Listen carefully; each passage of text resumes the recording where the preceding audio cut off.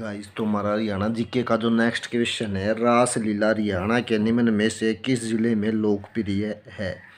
तो कौन से जिले में लोकप्रिय है भाई? इनमें फरीदाबाद में, फरीदाबाद, पलवल, ओडा, बल्लभगढ़ में रासलीला नृत्य लोकप्रिय है। जो रासलीला नृत्य है भाई, इसका संबंध किससे है? भगवान श्री कृष्ण से संबंध है। और हिसार में क्या है भाई? हिसार में गणगौर नृत्य बहुत लोकप्रिय है। अगर आपसे पूछा जाए कि गणगौर नृत्य कहाँ पर सबसे अधिक लोकप्रिय है, तो हिसार में है। धमाल नृत्य रेवाड़ी में, महेंद्रगढ़ और झज्जर में लोकप्रिय। अगर धमाल नृत्य की बात करें तो भैया रेवाड़ी, महेंद्रगढ़ और झज्जर में क्या है? लोकप्रिय है। नेक्स्ट क्वेश्चन देखो, आधुनिक हरियाणा राज्य का निर्माण हुआ था। तो आधुनिक हरियाणा राज्य का निर्माण कब हुआ था भाई? 1 नवंबर 1966 को आधुनिक हरियाणा राज्य का निर्माण हुआ था। उस समय हरियाणा में कितने ज़िले थे भाई? गठन के समय 7 जिले थे। और हरियाणा के प्रथम मुख्यमंत्री कौन थे? भगवत दयाल शर्मा। और हरियाणा के प्रथम राज्यपाल धर्मवीर सिंह थे। हरियाणा के प्रथम विधानसभा अध्यक्ष कौन थी? श्रीमती सन्नो देवी हरियाणा विधानसभा की क्या थी भाई? ये प्रथम अध्यक्ष थी। हरियाणा के प्रथम लोकायुक्त, हरियाणा के प्रथम लोकायुक्त कौन थे भाई? प्रीतम पाल सिंह हरियाणा के प्रथम लोकायुक्त थे। उसके बाद देखो, हरियाणा के प्रथम विपक्ष नेता, हरियाणा के जो प्रथम विपक्षी नेता थे वे थे प्रताप सिंह दौलतपुरा। कौन थे भाई? प्रताप सिंह दौलतपुरा। नेक्स्ट क्वेश्चन देखो, हरियाणा के किस जिले में लाल चेस्टनट मिट्टी पाई जाती है? तो हरियाणा के यमुनानगर जिले में लाल चेस्टनट मिट्टी पाई जाती है। रोहतक में क्या भाई? चूने का पत्थर पाया जाता है। सिरसा में क्या? अनकाई दलदल पाई जाती है। और भिवानी में क्या? बजरी। फरीदाबाद और भिवानी, बजरी कहाँ पर है? फरीदाबाद और भिवानी में। नेक्स्ट देखो, विख्यात बास्केटबॉल खिलाड़ी शीला मेगन को का जन्म हरियाणा के किस जिले में हुआ है? तो ये जो किसकी खिलाड़ी हैं भाई? शीला मेगन है ये बास्केटबॉल की खिलाड़ी। किसकी? बास्केटबॉल की खिलाड़ी हैं शीला मेगन। तो इनका जन्म हरियाणा के करनाल जिले में हुआ है। कहाँ पर हुआ? करनाल जिले में हुआ है। और ये कब हुआ है? ये हुआ 16 मार्च 1980 को। इनका जन्म कहाँ पर हुआ है? शीला मेगन का करनाल में। बास्केटबॉल की खिलाड़ी है। और वर्तमान में भारतीय सीनियर टीम की क्या है भाई? ये कोच भी हैं। शीला मेगन भारत की पहली महिला जो अंतर्राष्ट्रीय बास्केटबॉल के लिए रेफरी बनी है। यानी अंतर्राष्ट्रीय बास्केटबॉल के लिए जो रेफरी बनी है भाई, कौन है वो? शीला मेगन भारत की ऐसी पहली महिला है। रोहतक प्रसिद्ध कुश्ती खिलाड़ी साक्षी मलिक का संबंध मोखरा गांव रोहतक से है। तो साक्षी मलिक कहाँ की है भाई? रोहतक जिले में मोखरा गांव की है। कैथल में देखो, कैथल जिले के राम सिंह पोंदा 1980 से सर्कल कबड्डी के कोच थे। कब से भाई? 1980 से सर्कल कबड्डी के कोच रहे हैं। और कैथल जिले से राम सिंह हैं। जींद से देखो, जींद से कौन है भाई? जींद से है युजवेंद्र चहल, प्रसिद्ध इंडियन क्रिकेटर का संबंध जींद जिले से है। नेक्स्ट हमारा जो क्वेश्चन है, निम्न में से कौन सी प्राणी की प्रजाति हरियाणा राज्य में नहीं पाई जाती है? तो हरियाणा में कौन सी प्रजाति नहीं पाई जाती भाई? एशियाई शेर हरियाणा में नहीं पाए जाते। बाकी कृष्णमृग, का नेवला और सियार, ये सियार क्या है भाई? हरियाणा में पाई जाने वाली प्रजातियां हैं, पशुओं की प्रजाति हैं। नेक्स्ट देखो, हरियाणा के किस जिले में सर्वप्रथम बार हरियाणा साहित्य का संगम शुरू हुआ था? तो हरियाणा के किस जिले में हुआ था भाई? हरियाणा के पंचकुला जिले में सबसे पहले बार साहित्य संगम शुरू हुआ था। नेक्स्ट, हरियाणा 2018 में Gita premier league the first of life, क्या बोलते हैं भाई? The first of life Haryana राज्य के किस कॉलेज में आयोजित की गई थी? तो किस में की गई थी? DAV sanitary college Faridabad, Faridabad और लक्ष्य कॉलेज, इन दोनों में क्या है भाई? ये आयोजित की गई थी। क्या? 2018 में Gita premier league the first of life. तो ये फरीदाबाद का डीएवी सैनिटरी कॉलेज और लक्ष्य कॉलेज, इन दोनों में क्या है भाई? इसका आयोजन किया गया था। नेक्स्ट देखो, किस बौद्ध ग्रंथ में सिरसा प्राचीन शीर्षिका का उल्लेख मिलता है? तो कौन सा बौद्ध ग्रंथ है भाई जिसमें सिरसा यानी प्राचीन नाम इसका क्या था? शीर्षिका था। तो इसका वर्णन मिलता है। तो ये जो ग्रंथ है भाई, कौन सा ग्रंथ है? दिव्यावदान ग्रंथ में। नेक्स्ट देखो, बौद्ध साहित्य दिव्यावदान व मंजिम निकाय में हरियाणा की जानकारी मिलती है। तो ये दोनों ग्रंथ भाई किसके हैं, बौद्ध साहित्य से रिलेटेड हैं। बौद्ध ग्रंथ दिव्यावदान में अग्रवार और रोहतक का उल्लेख भी मिलता है। तो ये जो दिव्यावदान ग्रंथ है बौद्ध, इसमें क्या है, अग्रवार और हरियाणा के रोहतक का भी क्या है, वर्णन मिलता है। ये देखो नीचे लिखे हुआ है HSSC दिव्यावदान में शीर्षा का वर्णन भी मिलता है। और पतंजलि ने पाणिनि के अष्टाध्यायी पर महाभाष्य लिखा है। तो ये HSSC के अनुसार है। नेक्स्ट हमारा क्वेश्चन है, हरियाणा प्रदेश के किस भाग में न्यूनतम वार्षिक वर्षा होती है। तो हरियाणा के कौन से भाई दक्षिण पश्चिमी भाग में न्यूनतम वार्षिक वर्षा होती है। तो ये जो हरियाणा का दक्षिण पश्चिमी भाग अभी ये राजस्थान की सीमा से लगता है। तो से इसके कुछ क्या भाई राजस्थान की सीमा से लगते ज़िले हैं कुछ, जैसे 30 सेंटीमीटर से भी इनमें क्या कम वर्षा होती है। सिरसा ज़िले में सबसे कम वर्षा होती है। पंचकुला अम्बाड़ा ऐसे ज़िले हैं जिनमें सबसे ज़्यादा वर्षा होती है। हरियाणा के छछरौली को हरियाणा का चेरापूंजी कहा जाता है। किसको भाई, छछरौली को हरियाणा का चेरापूंजी कहा जाता है। क्यों कहा जा रहा है, क्योंकि यहाँ पर क्या अधिक वर्षा होती है। नेक्स्ट क्वेश्चन देखो, जोगी गीत गाने के लिए खालिस्तान वाग का प्रयोग करते हैं। तो जो जोगी गीत गाने के लिए कौन से वाद्य यंत्र का प्रयोग करते हैं भाई, ये वाद्य यंत्र है सारंगी। कौन सा वाद्य यंत्र, सारंगी वाद्य यंत्र का प्रयोग करते हैं। सारंगी क्या होती है, ये बांस की छड़ी से बना और एक किनारे पर एक बर्तन के आकार का होता है। यह लगभग 60 सेंटीमीटर लंबा एक लकड़ी के टुकड़े पर बनाया जाता है। कितना, 60 सेंटीमीटर लंबे एक लकड़ी के टुकड़े पर क्या इसे बनाया जाता है। ये सारंगी की क्या भाई विशेषता है। नेक्स्ट हमारा क्वेश्चन है, बीन किसे कहते हैं। बीन का प्रयोग प्राचीन समय में सबसे पहले स्पेरों ने किया था। तो बीन का प्रयोग ये पूछा जाए सबसे पहले किसने किया था प्राचीन समय में, तो स्पेरों ने किया था। यह फूंक मार कर बजाया जाता है। क्या मार कर भाई, फूंक मार कर बजाया जाता है। इसके आगे एक बांस की पाइप होती है जिसमें 6 से 8 छेद होते हैं। कितने छेद होते हैं भाई, 6 से लेकर 8 तक इसमें छेद होते हैं। उसके बाद आएगी शहनाई। इसका प्रयोग शुभ अवसरों पर गीतों के साथ धुन निकालने के लिए किया जाता है। कब किया जाता है, शुभ अवसरों पर गीतों के साथ धुन निकालने के लिए किया जाता है। नेक्स्ट हमारा ढोलक। ये सामान्य ढोलक होती है, यह ढोल से छोटी होती है। खुशी के अवसर पर इसका प्रयोग किया जाता है। ढोल से छोटी होती है, जब खुशी का अवसर होता है इसका प्रयोग किया जाता है। नेक्स्ट है, बाल मुकुंद गुप्त हरियाणा के साप्ताहिक हैं। तो बाल मुकुंद गुप्त हरियाणा के साप्ताहिक क्या हैं भाई, हिंदी हरियाणा के साहित्यक, बाल मुकुंद गुप्त हरियाणा के हिंदी साहित्यक हैं। हिंदी भाषा में लिखने वाले क्या है, लिटरेचर है, जो हिंदी भाषा लिटरेचर के हैं, यानी हिंदी में लिखा है। जो इनका जन्म है भाई 14 नवंबर 1865 को बाल मुकुंद का क्या है भाई जन्म हुआ। कब हुआ है, 14 नवंबर 1865 को। और अगर बाल मुकुंद का गुप्त जन्म स्थान पूछे तो ये क्या है, गुड़ियानी गांव रेवाड़ी में पड़ता। गुड़ियानी कहाँ पर अभी, ये गांव रेवाड़ी में जो बाल मुकुंद गुप्त का क्या है जन्म स्थान है। इनकी प्रमुख रचनाएं हैं शिव शंभू का चिट्ठा, भारत मित्र, हिंदुस्तान और हरिदास। ये क्या है इनकी प्रमुख रचनाएं हैं। प्रमुख अखबार कौन से थे इनके, अखबार चुनार, कोहिनूर, भारत प्रताप और भारत मिश्री इनके प्रमुख अखबार थे। नेक्स्ट है, जोगिंदर सिंह खालिस्तान से साहित्यक हैं। जोगिंदर सिंह कहाँ से भाई, शाहाबाद से संबंधित है। कहाँ के, ये शाहाबाद के हैं। हरियाणा की पहली हरियाणवी फिल्म कौन सी है भाई, धरती। कौन सी है, धरती है। हरियाणा की पहली फिल्म धरती सन 1968 में रिलीज हुई थी। कब हुई थी, 1968 में। अगर ये पूछे हरियाणा की प्रथम सफल फिल्म तो बहू रानी है, जो सन 1983 में आई थी। अगर ये पूछे हरियाणा की पहली सफलतम फिल्म यानी जो सबसे अधिक सफल रही तो कौन सी है भाई, चंद्रावल है। और ये कब बनी थी, 1984 में ये रिलीज हुई थी। हरियाणा की राष्ट्रीय पुरस्कार जीतने वाली पहली फिल्म जिसने नेशनल लेवल पर क्या भाई अवार्ड या पुरस्कार जीता राष्ट्रीय स्तर पर, वो फिल्म कौन सी है भाई, हरियाणा की लाडो है, जिसने 2000 में क्या भाई पुरस्कार जीता है। नेक्स्ट हमारा क्वेश्चन है, हरियाणा का कुल क्षेत्रफल है। तो हरियाणा का कुल क्षेत्रफल बताना है भाई। हरियाणा का कुल क्षेत्रफल है 44,212 वर्ग किलोमीटर। ये क्या हरियाणा का कुल क्षेत्रफल है।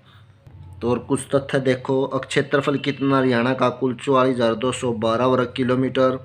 और 1 नवंबर 1966 को पंजाब हरियाणा से अलग हुआ था, तो इसे पंजाब का कितना 35.18% हिस्सा मिला था। हरियाणा भारत के कुल क्षेत्रफल का कितना 1.34% है, यानी अगर पूरे भारत से तुलना करें तो कितना हिस्सा भारत का 1.34% है। हरियाणा का जो अक्षांशीय विस्तार है भाई वो 27 डिग्री 39 से 30 डिग्री 35 उत्तरी अक्षांश है। और हरियाणा का देशांतरीय विस्तार कितना 74 डिग्री 28 से 77 डिग्री 36 पूर्वी देशांतर है। हरियाणा की कर्क रेखा से दूरी, तो हरियाणा की कर्क रेखा से अगर दूरी पूछी जाए तो ये भाई 444 किलोमीटर है। कितनी है? 444 किलोमीटर दूर है हरियाणा कर्क रेखा से। नेक्स्ट हमारा मुस्तफ़ाबाद का नया नाम। तो मुस्तफ़ाबाद का नया नाम क्या है भाई? सरस्वती नगर। क्या नाम रखा गया है? सरस्वती नगर। ये सरस्वती नगर है या मुस्तफ़ाबाद है, कहाँ पर है भाई? यमुना नगर के अंदर है। गुड़गांव का क्या है? गुरुग्राम था। कुतियाँ वाली ये कहाँ पर है? शहजादपुर हिसार में। तो ये देखो भाई मुस्तफ़ाबाद था जिसका नाम बदल कर सरस्वती नगर रख दिया गया है। यमुना नगर में है। गुड़गांव है, गुड़गांव का नाम क्या है? गुरुग्राम रख दिया गया है। और कुतियाँ वाली है ये हिसार में पड़ता था, इसका नाम बदलकर शहजादपुर रखा गया है। गड्डी सापला है जो रोहतक में है, इसका नाम बदलकर छोटू राम नगर रखा गया है। और जो गंदा ये फतेहाबाद में पड़ता था, इसका नाम अजीत नगर रख दिया गया है। नेक्स्ट हमारा क्वेश्चन है, अनुच्छेद 226 के अंतर्गत उच्च न्यायालय का अक्षेत्र अधिकार खालिस्तान के प्रवर्तन के लिए है। तो ये देखो ये भाई अनुच्छेद 226 है। कितना भाई? अनुच्छेद 226 के अंतर्गत उच्च न्यायालय का अक्षेत्र अधिकार खालिस्तान के प्रवर्तन के लिए है। तो किसके लिए है? मौलिक अधिकार के लिए। जो क्षेत्राधिकार है भी किसके लिए है? मौलिक अधिकार के प्रवर्तन के लिए है। अनुच्छेद 226 के अनुसार अगर किसी व्यक्ति के मौलिक अधिकारों का हनन होता है, कौन से 226 अनुच्छेद के अनुसार अगर किसी व्यक्ति के मौलिक अधिकारों का हनन होता है तो उच्च न्यायालय में जा सकता है। और अनुच्छेद 32 के अनुसार क्या हो सकता है? अभी अगर किसी व्यक्ति के मौलिक अधिकारों का हनन होता है तो वह सर्वोच्च न्यायालय जा सकता है। कहाँ जा सकता है? अगर अनुच्छेद 32 के अनुसार अगर उसके व्यक्ति के मौलिक अधिकारों का हनन होता है वो जा सकता है सर्वोच्च न्यायालय में। और 226 के अनुसार उच्च न्यायालय में जा सकता है। अनुच्छेद 32 को डॉक्टर भीमराव अंबेडकर ने इसे संविधान की आत्मा कहा। अनुच्छेद 32 को क्या कहा भाई? संविधान की आत्मा कहा गया। किसके द्वारा? डॉक्टर भीमराव अंबेडकर के द्वारा। नेक्स्ट देखो, महाभारत का युद्ध खालिस्तान के दौरान हुआ। महाभारत का युद्ध 900 ईस्वी पूर्व हुआ। कब हुआ था? 900 ईस्वी पूर्व। तो महाभारत का युद्ध 900 ईस्वी पूर्व ये कौरव और पांडवों के बीच और कहाँ पर लड़ाया गया था? कुरुक्षेत्र में लड़ाया गया था। इस युद्ध में कौरवों की और पांडवों की क्या हुई थी भी? जीत हुई थी।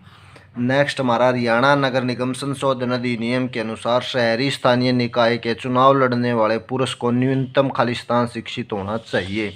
अगर शहरी चुनाव लड़ता है भाई तो हरियाणा नगर अधिनियम में संशोधन किया गया, उसकी कितनी न्यूनतम शैक्षणिक योग्यता होनी चाहिए? 10वीं पास होना चाहिए। कितना होना चाहिए? 10वीं पास।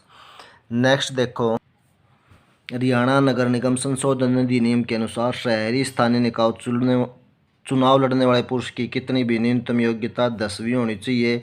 जबकि महिला या अनुसूचित जाति से संबंधित उम्मीदवार की न्यूनतम योग्यता 8वीं या मिडिल पास होनी चाहिए। लेकिन अनुसूचित जाति से संबंधित महिलाओं में उम्मीदवारों की न्यूनतम योग्यता 5वीं पास होगी। कितनी होगी भाई? 5वीं पास होगी। नेक्स्ट हमारा जो क्वेश्चन है, हरियाणा में बच्चों की स्थिति सुधारने के लिए खालिस्तान कार्यान्वित किया गया है। तो बच्चों की स्थिति सुधारने के लिए क्या कार्यान्वित किया गया अभी? एकीकृत बाल विकास परियोजना क्या है? ये अमल में लाई गई है। क्या है? ये कार्यान्वित की गई है।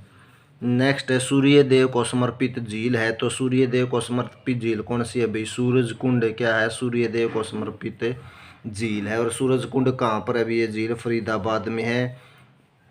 कौन से भगवान सूर्यदेव के झील समर्पित है? तोमर वंश के राजा थे, क्या नाम था उनका? अनंगपाल। कौन थे भाई? अनंगपाल ने यहाँ सूर्य मंदिर और सूर्य सरोवर का निर्माण करवाया था। ये पूछ ले सूर्य मंदिर या सूर्य सरोवर का निर्माण किसने करवाया था? तो तोमर वंश के राजा थे अनंगपाल, उन्होंने करवाया था। अनंगपुर झील या अनंगपुर बांध फरीदाबाद में स्थित है। यह बांध यमुना की सहायक नदी सोम नदी पर स्थित है। तो कहाँ पर अभी ये बांध? यमुना की जो सहायक नदी है सोम नदी उसके ऊपर ये स्थित है। नेक्स्ट है हथनीकुंड। हथनीकुंड यमुनानगर जिले में स्थित है। इसे ताजा वाला बांध भी कहते हैं। किस ताजे वाले बांध के नाम से भी जाना जाए वो हथनीकुंड बैराज को। यह बांध यमुना नदी पर स्थित है। कौन सी नदी पे? यमुना पे। दमदमा झील गुरुग्राम में स्थित है। हरियाणा की सबसे बड़ी झील कौन सी है भाई? दमदमा झील और ये गुड़गांव में स्थित है। नेक्स्ट देखो, संविधान की 12वीं अनुसूची के अंतर्गत नगर निगमों को दिए गए कार्यकारी मुद्दों या प्रशासनिक शक्तियों की संख्या है। तो जो संविधान की 12वीं अनुसूची है उसके अंतर्गत नगर निगमों को दिए गए कार्यकारी मुद्दों या प्रशासनिक शक्तियों की संख्या 18 है। भाई कहने का मतलब क्या है? यानी 18 ऐसी शक्ति नगर निगम को दिए गए हैं जो कार्यकारी मुद्दों और प्रशासनिक शक्तियों से संबंधित है। कौन सी अनुसूची के तहत? 12वीं अनुसूची के तहत। और जो 11वीं अनुसूची है उसके अंतर्गत पंचायती राज संस्थाओं को कार्य करने के लिए कितने? 29 विषय दिए गए हैं। 11वीं अनुसूची के द्वारा पंचायती राज संस्थाओं को 29 विषय प्रदान किए गए हैं और 12वीं अनुसूची के द्वारा कितने भी 18 विषय दिए गए हैं। नेक्स्ट हमारा क्वेश्चन है, आज का हरियाणा ब्रिटिश शासन के नियंत्रण में खालिस्तान वर्ष में आया था। तो जो आज का हरियाणा भाई 1803 में, कब? सन 1803 में यहाँ पर किसका? ब्रिटिश यानी अंग्रेज लोगों का शासन हो गया था। सन 1830 में हरियाणा सुरजी अंजन गांव की संधि के अनुसार ब्रिटिश शासन के नियंत्रण में आ गया था। कौन सी भाई? सुरजन अंजन गांव की एक संधि हुई थी 1803 में, तो उसके अनुसार ब्रिटिश शासन के क्या नियंत्रण में हरियाणा आ गया था। ये पूछ सकता है कि कौन सी संधि? तो सुरजी अंजन गांव की संधि के अंतर्गत। नेक्स्ट हमारा क्वेश्चन है, भाषा और संस्कृति के अनुसार राज्यों के पुनर्गठन हेतु भारत सरकार द्वारा 1953 में एक आयोग खालिस्तान की अध्यक्षता में गठित किया गया। तो भाषा के आधार पर जो राज्य थे उनका पुनर्गठन करने के लिए भारत सरकार ने 1953 में एक आयोग की स्थापना करी थी। तो कौन सा था भैया? सैयद फजल अली। कौन सा था भाई? सैयद फजल अली की अध्यक्षता में क्या है भाई? एक आयोग गठित किया गया था। और ये कब किया गया था? 29 दिसंबर 1953 को। कब किया गया था? 29 दिसंबर 1953 को। उनका है कि नोट में देखो, कलर के पेपर में राज्य पुनर्गठन आयोग ने 1954 को सही माना है भाई। ये कलर का पेपर आया था हमारा जो, उसमें कौन से को 1954 वर्ष को क्या भाई सही माना है। नेक्स्ट देखो, राजनीतिक दलों में राजनीति के अपराधीकरण पर एक बहस के मध्य में अनैतिक राजनीतिक कार्य रोकने के एक आरंभिक उपाय के रूप में प्रतिकर्तव्यच्युति कानून खालिस्तान के माध्यम से लाया गया है। तो कौन से संविधान संशोधन के द्वारा लाया गया है? ये 22वें संविधान संशोधन के द्वारा ये जो राजनीतिक दलों में जो राजनीतिक अपराधीकरण है और उसमें बहस के मध्य क्या है भाई? ये कानून लाया गया है। कौन से? 52वें संविधान संशोधन के द्वारा लाया गया है। उसके बाद है 52वें संविधान संशोधन 1985 में भारत के संविधान में 10वीं अनुसूची जोड़ी गई। कौन सी अनुसूची जोड़ी गई थी भाई? 10वीं, जिसमें दल बदल पर रोक लगाई गई थी। किस पर लगाई गई थी? दल बदल पर रोक लगाई गई थी। नेक्स्ट हमारा है देखो 90वां संविधान संशोधन। इसमें विधानसभा में अनुसूचित जनजाति और गैर अनुसूचित जनजातियों का प्रतिनिधित्व बरकरार रखते हुए बोडोलैंड टेरिटोरियल कौशल क्षेत्र गैर जनजाति के लोगों के अधिकारों की सुरक्षा किससे संबंधित है भाई? ये अनुसूचित जाति और गैर अनुसूचित जनजातियों का प्रतिनिधित्व बरकरार रखते हुए बोडोलैंड टेरिटोरियल कौशल क्षेत्र और गैर जनजाति के लोगों के अधिकारों की सुरक्षा से। जो 91वां संविधान संशोधन था यह दल बदल व्यवस्था में संशोधन के संपूर्ण दल के विलय की मान्यता इससे रिलेटेड था। 51वां संविधान संशोधन था। इस संविधान संशोधन द्वारा अनुच्छेद 330 में संशोधन किया गया था ताकि मेघालय, नागालैंड, अरुणाचल प्रदेश और मिजोरम की अनुसूचित जनजातियों का संसद में स्थान आरक्षित किया जा सके। नेक्स्ट हमारा क्वेश्चन है, कौन सा हरियाणा का सबसे छोटा जिला है? तो फरीदाबाद हरियाणा का सबसे छोटा जिला है भाई। क्षेत्रफल के हिसाब से सबसे छोटा जिला है। इसका जो क्षेत्रफल है 743 वर्ग किलोमीटर है, लेकिन जनसंख्या के हिसाब से देखें तो फरीदाबाद में सबसे ज़्यादा जनसंख्या है। और हरियाणा का सबसे बड़ा जिला है भाई सिरसा, जिसका जो क्षेत्रफल है 4277 वर्ग किलोमीटर है। और हरियाणा का कुल क्षेत्रफल आपको पता ही है 44,212 वर्ग किलोमीटर है। नेक्स्ट देखो, खाने के संबंध में हरियाणा कहलाता है। तो खाने के संबंध में हरियाणा को क्या भाई रोटी की भूमि कहा जाता है। किसकी रोटी की भूमि? बाइक पर थिएटर योजना खालिस्तान द्वारा शुरू किया गया था। बाइक पर जो थिएटर योजना भाई ये शुरू की गई थी मनीष जोशी बिस्मिल के द्वारा। किसके द्वारा? मनीष बिस्मिल जोशी के द्वारा। नेक्स्ट हमारा जो क्वेश्चन है, यमुना नदी हरियाणा में खालिस्तान वन के पास से प्रवेश करती है। तो यमुना नदी हरियाणा में जो क्लेश्वर के वन है भाई उनके पास से क्या हरियाणा में प्रवेश करती है। तो ये यमुना नदी हरियाणा के यमुनानगर के ताजेवाड़े में क्लेश्वर के पास से हरियाणा में प्रवेश करती है। ये नदी यमुनानगर, करनाल, पानीपत, सोनीपत, दिल्ली, फरीदाबाद और पलवल नामक स्थानों से उत्तर प्रदेश में प्रवेश कर जाती है। तो कौन कौन से जिलों को टच करती है हरियाणा के? यमुनानगर, करनाल, पानीपत, सोनीपत, फरीदाबाद और पलवल। इन स्थानों से क्या है ये होकर जाती है और फिर उत्तर प्रदेश में पहुंचते हैं। तो हरियाणा, यमुना नदी हरियाणा और उत्तर प्रदेश के बीच 320 किलोमीटर की सीमा बनाती है। कितनी सीमा बना हुआ है? 320 किलोमीटर लंबी। उसके बाद है नेक्स्ट हमारा, अगर यमुना की सहायक नदी पूछे तो सोम्ब, पथराड़ा और बूढ़ी है। नेक्स्ट है 13वें राज्य विधानसभा चुनाव खालिस्तान के दौरान हुए थे। तो 13वें राज्य विधानसभा के चुनाव 2014 में हुए थे, फिर 2019 में हुए और अब कब होंगे भाई? 2024 में होंगे। तो ये देखो भाई 2014 में 13वीं विधानसभा के चुनाव हुए थे। 11वीं विधानसभा के चुनाव 2005 में हुए थे और 11वीं विधानसभा के दौरान मुख्यमंत्री कौन थे? श्री भूपेंद्र सिंह हुड्डा थे। 14वीं विधानसभा के चुनाव 21 अक्टूबर 2019 को हुए थे। नेक्स्ट है बू अली शाह कलंदर एक खालिस्तान थे। तो बू अली कलंदर शाह क्या थे भाई? एक